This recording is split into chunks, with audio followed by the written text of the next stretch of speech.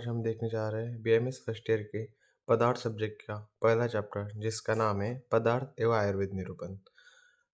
NCERT के according देखा जाए तो ये हमारे पास सिलेबस पेपर है जिसमें दो चैप्टर है, जैसे आयुर्वेद निरूपण और पदार्थ को मिला के हमें 25 मार्क्स का वेटेज मिलता है। तो इसमें से हम पहले चैप्टर को अभी डिस्कस करने जा रहे हैं, जिसमें मेजॉरिटी देखा जाए तो हमें 4 टॉपिक्स को डिस्कस करना है, जो कि है पदार्थ, आयु, आयुर्वेद और सिद्धांत। जिसमें से जो पहले 3 चैप्टर है, जैसे पदार्थ, आयु और आयुर्वेद, इनमें से मेजॉरिटीली 5-5 मार्क के क्वेश्चन पूछे जाते हैं।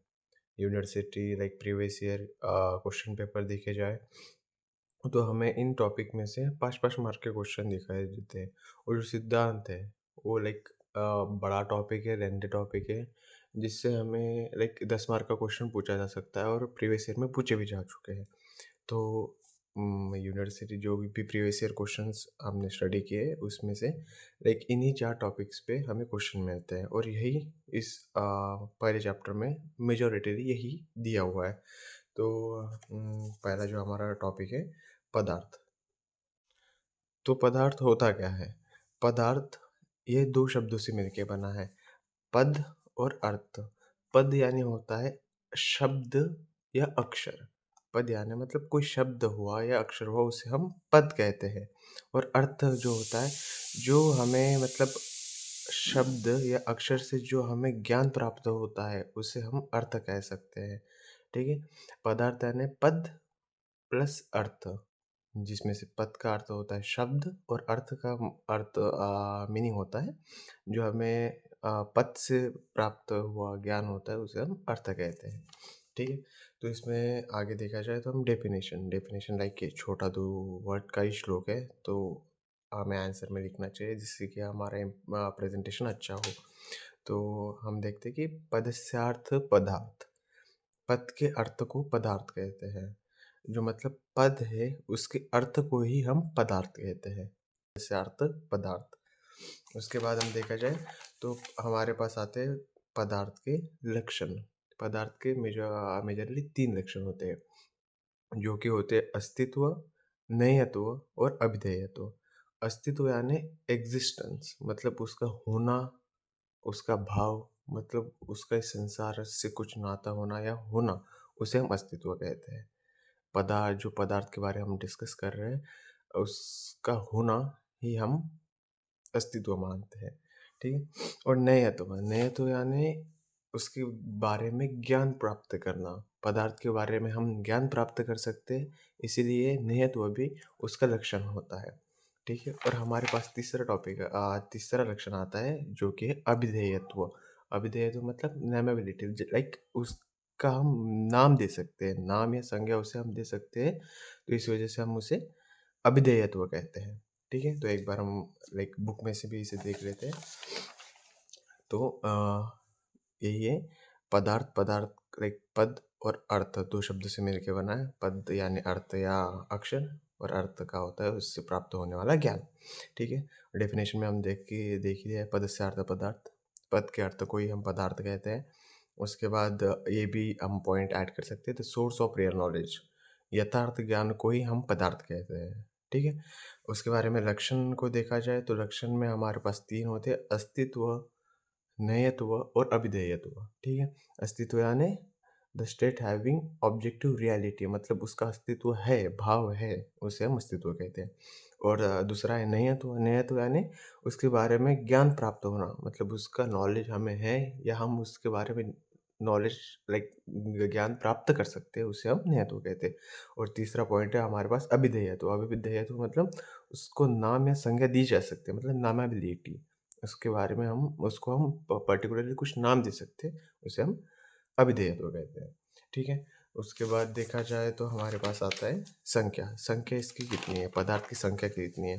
तो अलग-अलग आचार्यों, अलग-अलग संहिताओं के अकॉर्डिंग अलग-अलग संख्या हमें दिखाई देती है। जैसे कि सुश्रुत संहिता ने असंख्य बताया, चरक ने 2 बताए, सत और असत। वैशेषिक दर्शन ने 6 बताए, द्रव्य, गुण, कर्म, सामान्य, विशेष, समवाय एक्सेट्रा। ठीक है? और बाकी यहाँ भी हमें दिखता है इस टेबल में, तो इतना तो करने की कोई ज़रूरत नहीं।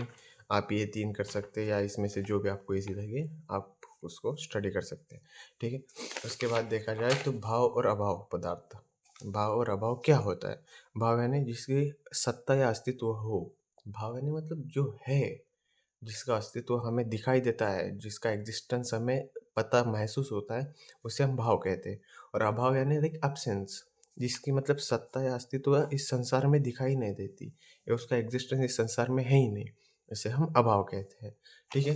तो हमें लाइक पदार्थ का अगर 5 मार्क का क्वेश्चन आता है तो हम उसमें लाइक पदार्थ लिख सकते हो कि पदार्थ क्या होता है, उसकी डेफिनेशन लिख सकते हैं, उसके लक्षण लिख सकते हैं, उसके बाद उसकी संख्या क्या है, संख्या किस संहिताओं ने क्या-क्या संख्या बताई है, और उसके बाद हम भाव और अभाव को भी पदार्थ में लिख सकते हैं। इसके बाद हमारे पास दूसरा टॉपिक आता है आयु, कि आयु क्या है? आयु मतलब होता है कि लाइफ पीरियड, मतलब किसी के मृत्यु से लेकर जन्म तक उसका जो लाइफ पीरियड होता है उसे हम आयु कहते हैं। तो आयु को डिस्कस करते हुए हमारे पास एक ये बहुत ही ज़्यादा इम्पोर्टेंट श्लोक आ जाता है जो कि है शरीर इंद्रिय सत्व आत्मा संयोग धारी जीवितम नित्यंगस्य अनुबंधस्य पर्याय आयु उच्यते। मतलब ये श्लोक बहुत ज़्यादा इम्पोर्टेंट है। हमें आगे भी जाके पदार्थ में बहुत ज़्यादा काम में आने वाला है, तो इसे याद करना। तो ये श्लोक का मतलब इसका एक शरीर, इंद्रिय, सत्व और आत्मा के संयोग को ही आयु कहते हैं। तो आयु किसे कह सकते हैं? मतलब शरीर, इंद्रिय, सत्व और आत्मा इनके संयोग यानी इन चारों के मिलने को ही हम आयु कह सकते हैं, ठीक है? शरीर, इंद्रिय, सत्व, आत्मा संयोग, ठीक है? इसके बाद आता है धारी, जीवित्यम, नित्यंगस्य और अनुबंधस्य। ये जो है इसके आयु के पर्याय माने जाते हैं।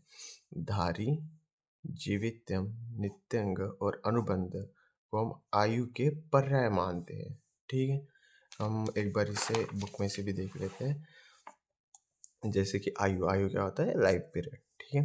डेफिनेशन में लाइक लक्षण के डेफिनेशन में हम देख सकते हैं कि शरीर इंद्रिय सत्व आत्मा संयोगधारी जीवित्यम नित्यंगस्य अनुबंधस्य पर्याय आयु उच्यते।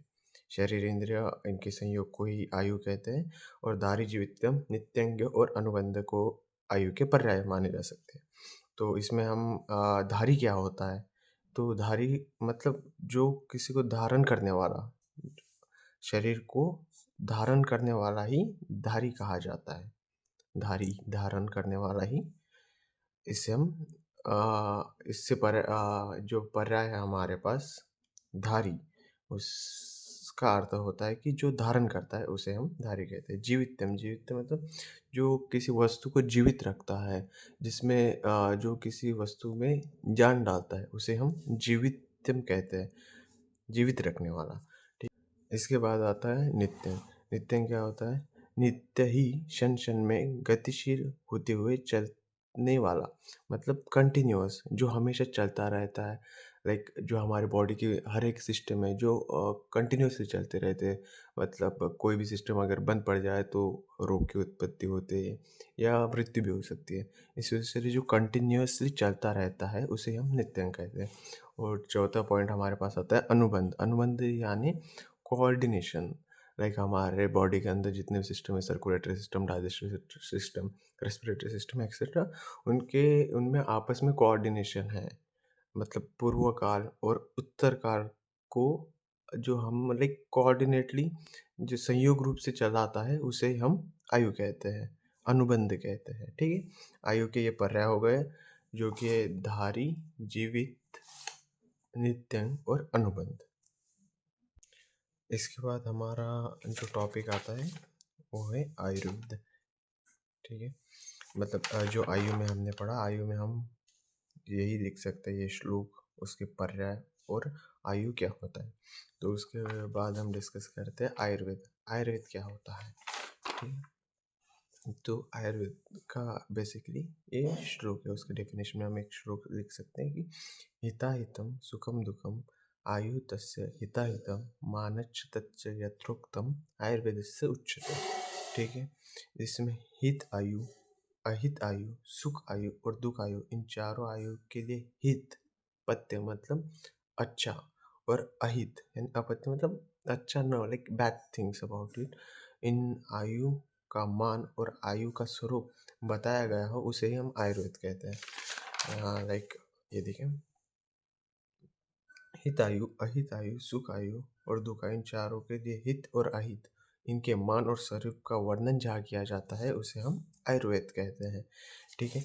अब हित आयु और अहित आयु, सुख आयु और दुख आयु, ये क्या होता है? हित आयु माने जो मनुष्य प्राणी मात्रा का हितकारी हो, दूसरे की धन की इच्छा न करता हो, अपने काम का पालन करता हो, यानी जो फाइनेंशियली और सभी दृष्टियों से जो संपूर्ण हो, अच्छा हो, उस जिसका जीवन अच्छा हो उसे हम हितायु कहते हैं। और जो इसके विपरीत होता है उसे हम अहितायु कह सकते हैं। ठीक है। उसके बाद आता है हमारे पास सुखायु और दुखायु। सुखायु क्या होता है? शारीरिक और मानसिक रोगों से रहित युवा, बल, वीर्य, यश इन और पराक्रमी पौरुषत्व, न्यायत्व जिसके पास होता है उसके जीवन को हम सुखायु कहते हैं। और इनके जो विपरीत होता है उन्हें हम दुखायु कहते हैं। ठीक है। इसके बाद हमारे पास आता है इस, इसके बाद हमारे पास आता है आयुर्वेद का प्रयोजन। आयुर्वेद का प्रयोजन क्या है? तो ये श्लोक है हमारे पास। प्रयोजन चास्य स्वास्थ्यस्य स्वास्थ्य रक्षणम आतुरस्य विकार प्रश्नमुच्च। ठीक है। तो मतलब आयुर्वेद का प्रयोजन मतलब आयुर्वेद का एम, मतलब उसका आयुर्वेद से हम क्या करना चाहते हैं, तो यही उसमें बताया गया है कि आयुर्वेद इसमें बुक में हम देख लेते हैं। प्रयोजन चास्य स्वास्थ्य से स्वास्थ्य रक्षण आतुरस्य विकार प्रश्नमुच्च। स्वस्थ पुरुष के स्वास्थ्य की रक्षा करना, लाइक जो हेल्दी पर्सन है उसके हेल्थ को प्रोटेक्ट करना, और जो आतुर है मतलब रोगी है, जो पेशेंट है, उसके डिसीज़ को ट्रीट करना और उसे स्वस्थ बनाना, यही आयुर्वेद का एम है। स्वस्थ पुरुष के स्वास्थ्य की रक्षा करना एवं रोगी जो भी हमारे पास पेशेंट है उसके रोगों को दूर करना, यही आयुर्वेद का प्रयोजन माना गया है। ठीक है। उसके बाद आता है हमारे पास आयुर्वेद का त्रिसूत्र। आयुर्वेद का लाइक ये तो इतना इम्पोर्टेंट नहीं श्लोक वगैरह, या आगे जाके हमें आने ही वाला है, तो यहाँ इतना डीप जाने की कोई ज़रूरत नहीं। तो हमें यही याद रखना है, आयुर्वेद के जो त्रिसूत्र होते हैं इसे हम कहते हैं हेतु, लिंग और औषध। इनको ही हम आयुर्वेद के त्रिसूत्र मानते हैं, बस यही याद रखना। तो इसके बाद हमारे पास टॉपिक आता है सिद्धांत। सिद्धांत, और ये इस चैप्टर का मोस्ट इम्पोर्टेंट टॉपिक कह सकते हैं क्योंकि इसमें से 10 मार्क का क्वेश्चन आता है और टॉपिक भी थोड़ा लाइक लेंथी है, तो इसमें से आएगा ही, यही हम समझ सकते हैं। तो सिद्धांत यानी सिद्धांत मतलब होता क्या है? सिद्धांत यानी लाइक थेरी। किसी एग्जामिनर ने, थेरी यानी क्या होता है कि कोई एग्जामिनर किसी एक पर्टिकुलर टॉपिक के बारे में रिसर्च करता है, उसके बारे में मल्टीपल अटेम्प्ट करता है, उसे मल्टीपल टाइम उसके बारे में पढ़ता है, उससे सीखता है और उसे प्रूव करने का ट्राई करता है। उससे जो एक उसका जो रिजल्ट उसे प्राप्त होता है उसे हम थ्योरी कहते हैं। उसे मल्टीपल अटेम्प्ट करने पड़ते हैं, एविडेंस प्रूव करने पड़ते हैं, उसके बाद ही उसकी थ्योरी एक्सेप्ट होती है, उसे हम थ्योरी कहते हैं, जो कि हमारे आयुर्वेद में है सिद्धांत। तो इसमें लाइक श्लोक तो बहुत सारे हैं, तो हमें मेजॉरिटी नहीं, 2 ही श्लोक एग्ज़ाम पॉइंट ऑफ व्यू में प्रिस्क्राइब करूँगा। हमें 2 ही श्लोक करने हैं, जो कि एक है सिद्धांतो नाम सय परीक्षके बहुर्विध परीक्षा हेतुविच साधयित्वा स्थाप्यते निर्णय। तो इसका अर्थ क्या होता है? सिद्धांत क्या होता है? ये जो इसका डेफिनेशन वाला श्लोक है, तो इसका अर्थ क्या होता है? तो decision given by examiner after examining many times and proving through pramanas is called as सिद्धांत। इसका मतलब क्या है? जो एक डिसीजन है, जो एग्जामिनर ने मल्टीपल टाइम्स उस एग्ज़ाम को लाइक एग्जामिनर ने उस पर्टिकुलर टॉपिक को मल्टीपल टाइम पढ़ के जो प्रूव किया है विद द हेल्प ऑफ प्रमाणास, लाइक एविडेंस के थ्रू जो लाइक प्रूव किया है उसे हम सिद्धांत कहते हैं। ठीक है। तो एक बार बुक से भी पढ़ लेते हैं कि सिद्धांत होता क्या है। परीक्षक परीक्षकों के द्वारा अनेक बार परीक्षा किए गए मतलब यही है कि जो परीक्षक होते हैं उनके बार मल्टीपल टाइम्स उनसे प्रूव करने के बाद जो उनका फाइनल जो रिजल्ट आता है उसे सिद्धांत कहते हैं, जो कि उन्हें प्रमाण लाइक एविडेंस के थ्रू प्रूव कराना होता है। ठीक है, प्रमाणास याद रखना है। ठीक है, तो और इसके बाद इसके आते हैं हमारे पास भेद। भेद हमारे पास कितने हैं? भेद तो 4 है: सर्वतंत्र सिद्धांत, प्रतितंत्र सिद्धांत, अधिकरण सिद्धांत एंड अभ्युपगम सिद्धांत। तो इसका भी एक श्लोक याद करना लाइक ज़रूरी है। लाइक टाइप्स के लिए आ जाए तो ये हमें याद करना है, ईजी है, उनके नाम ही है। स चतुर्विध यानी 4 है: सर्वतंत्र, प्रतितंत्र, अधिकरण और अभ्युपगम। ठीक है, ये हमारे पास 4 प्रकार के सिद्धांत हैं। ठीक है, तो ये श्लोक याद कर लीजिए। इसके लाइक यही 2 श्लोक हमारे लिए इम्पोर्टेंट है। यही 2 श्लोक हमें एंड लाइक सिद्धांत के बारे में कोई भी क्वेश्चन आता है तो यही हमें श्लोक उसमें लिखने हैं। तो ठीक है, तो पहला जो हमारे पास है सर्वतंत्र सिद्धांत। सर्वतंत्र, ये श्लोक अभी मत कीजिए, ये जो बाकी के पर्टिकुलर एक-एक टाइप के श्लोक है ये करने की तो कोई ज़रूरत नहीं है। सर्वतंत्र सिद्धांत क्या है? The theory which is famous in all science as a theory is called as सर्वतंत्र। मतलब जो थ्योरी सभी प्रकार के जो सिद्धांत सर्व प्रकार के साइंस में प्रसिद्ध है या सभी प्रकार के साइंस ने उसे एक्सेप्ट किया है, उसे हम सर्वतंत्र सिद्धांत कहते हैं। मतलब universal theory except by the everyone, सब प्रकार के साइंस ने उसे एक्सेप्ट किया है, उसे हम सर्वतंत्र सिद्धांत कहते हैं। ठीक है, उसके बाद आता है हमारे पास प्रतितंत्र सिद्धांत। प्रतितंत्र सिद्धांत तो मतलब क्या? The topic which is accepted by one science and not accepted by the other is called as प्रतितंत्र सिद्धांत। मतलब कोई एक पर्टिकुलर टॉपिक को किसी साइंस ने एक्सेप्ट किया है तो कोई एक साइंस उसे नहीं मान रहा है, तो उसे हम प्रतितंत्र सिद्धांत कहते हैं। जैसे हमारे पास है रसुक, आयुर्वेद में एक एग्जांपल है कि रसों की संख्या 6 मानी गई है, तो कहीं पे रसों की संख्या 8 मानी गई है, तो मतलब डिफरेंस है, इसे हम प्रतितंत्र सिद्धांत कहते हैं। इस वजह से लाइक सभी ने इसे एक्सेप्ट नहीं किया है, इसीलिए इसे हम नॉन यूनिवर्सल थ्योरी भी कह सकते हैं। ठीक है, उसके बाद आता है अधिकरण सिद्धांत। अधिकरण सिद्धांत यही है कि कोई एक टॉपिक को हम एग्जामिन करते करते अगर कोई और ही टॉपिक हमसे लाइक डिस्कवर हो जाए, लाइक एक्सीडेंटली कोई टॉपिक हमसे डिस्क्राइब प्रूव हो जाए गलती से, तो उसे हम अधिकरण सिद्धांत कहते हैं। When a topic is describe और accepted the other the other related topics also got proved और एक्सेप्टेड, उससे रिलेटेड कोई और टॉपिक जो प्रूव हो जाता है उसे हम अधिकरण सिद्धांत कहते हैं। ठीक है, और लास्ट आता है अभ्युपगम सिद्धांत। अभ्युपगम सिद्धांत क्या होता है? Hypothetical theory. लाइक उसे ना वो किसी ने एग्जामिन किया होता है, ना उसे किसी ने प्रूव किया होता है, ना लाइक किसी ने एक्सप्लेन किया होता है, तब भी उसे माना जाता है। लाइक हाइपोथेटिकल होता है, कोई उसके लिए लाइक पर्टिकुलरली किसी ने कुछ लाइक एग्जामिन नहीं किया होता है, तो उसे हम अभ्युपगम सिद्धांत कहते हैं। लाइक ये जो एग्जाम्पल जैसे करके लिखे हैं ये आप पढ़ ले तो ही अच्छा होता है। उसके बाद आता है हमारे पास पंचमहाभूत सिद्धांत। पंचमहाभूत सिद्धांत क्या होता है? हमारे पास पंचमहाभूत है। कौन से? आकाश, वायु, अग्नि, जल और पृथ्वी, ये पंचमहाभूत है। यही पंचमहाभूत सिद्धांत माना जाता है। इसके बाद आता है त्रिदोष सिद्धांत। कौन से त्रिदोष? वात, पित्त, कफ, ये हो गए त्रिदोष सिद्धांत। उसके बाद आता है षड्रस। षड्रस कौन से? हमारे पास मधुर, अम्ल, लवण, तिक्त, कटु, कषाय, ये हो गए हमारे षड्रस में आते हैं, तो हम इसे षड्रस सिद्धांत में लिख सकते हैं। उसके बाद आता है धातु पोषण सिद्धांत। ये इंपॉर्टेंट आ जाता है इसमें। इसमें आता है कि शीर्षदधि न्याय, केदारीकुल्य न्याय और खल्यकपूत न्याय, ये हमारे पास आता है। इसे हम एक एक करके डिस्क्राइब करेंगे। तो धातु पोषण में क्या आता है? जैसे कि हमारे पास सप्त धातु है: रस, रक्त, मांस, मेद, अस्थि, मज्जा और शुक्र। इन सप्त धातुओं को इन 3 न्यायों से हम सिद्ध करते हैं। तो जो हमारा पहला न्याय है उसे हम देखते हैं कि इसे हाँ, तो हमारे पास जो न्याय है जो है शीर्षदधि न्याय, केदारीकुल्य न्याय और खल्यकपूत न्याय। इनको हम एक एक करके पढ़ते हैं। तो शीर्षदधि न्याय क्या होता है?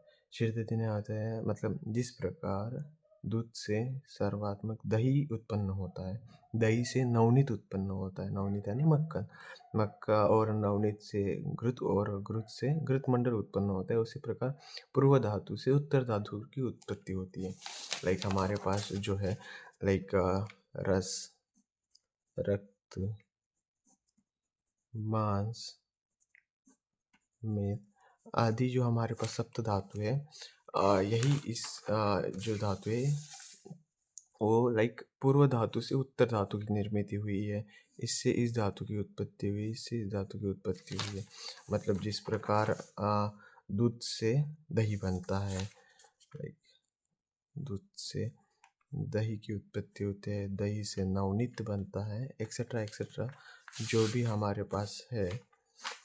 जिस प्रकार से ये बनता दूध से दही बनता है, दही से नवनीत बनता है, उसी प्रकार रस से रक्त बनता है, रक्त से मांस बनता है, मांस से मेद बनता है, एक्सेट्रा एक्सेट्रा। यही इस न्याय में बताया गया है, जिसे हम शीर्षदधि न्याय कहते हैं। ठीक है। उसके बाद हमारे पास दूसरा न्याय आता है केदारी कुल्य न्याय। केदारी मतलब केदारी का अर्थ होता है खेत और कुल्य का मतलब होता है नाली, जो कि खेतों में बनी हुई होती है। उसका हम देखते हैं एक बार। केदारी कुल्य न्याय, केदारी कुल्य न्याय जिस प्रकार खेत केदारी में संचित नाली यानी कुल्य का जल समीप के खेत में सिंचित होता है। मतलब यही है कि जिस प्रकार खेत में जो नालियाँ होती है, उसमें सबसे पहली जो नाली होती है